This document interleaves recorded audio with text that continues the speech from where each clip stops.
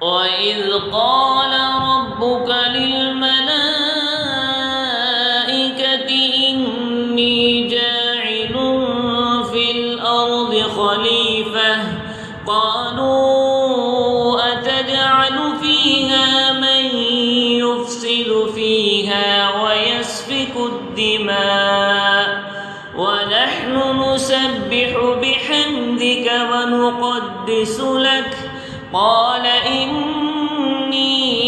أعلم ما لا تعلمون وعلم آدم الأسماء كلها ثم عرضهم على الملائكة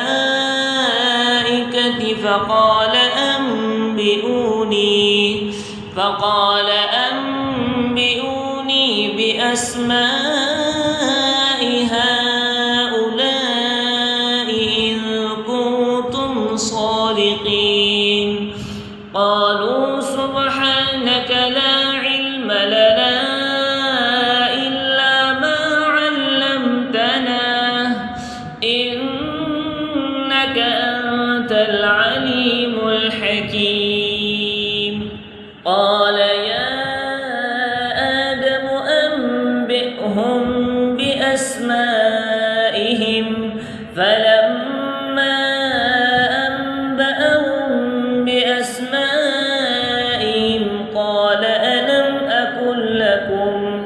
قال ألم أقل لكم إني أعلم غيب السماوات والأرض وأعلم ما تبدون وما كنتم تكتمون وإذ قلنا للملائكة اسجدوا لآدم فسجدوا إلا إبليس أبى واستكبر وكان من الكافرين وقلنا يا آدم اسكن أنت وزوجك الجنة وكلا منها رغدا حيث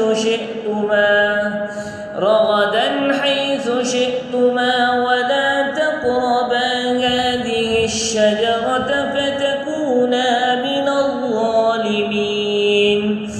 فأزلهما الشيطان عنها فأخرجهما مما كانا فيه وقلنا اهبطوا بعضكم لبعض عدو ولكم في الأرض مستقر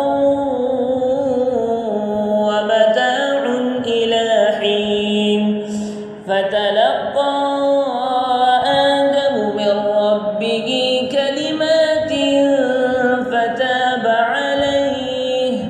إنه هو التواب الرحيم قل اهبطوا منها جميعا فإما يأتينكم مني هدى فمن تبع هداي فلا خوف عليهم ولا هم يحزنون والذين كفروا وكذبوا بآياتنا أولئك أصحاب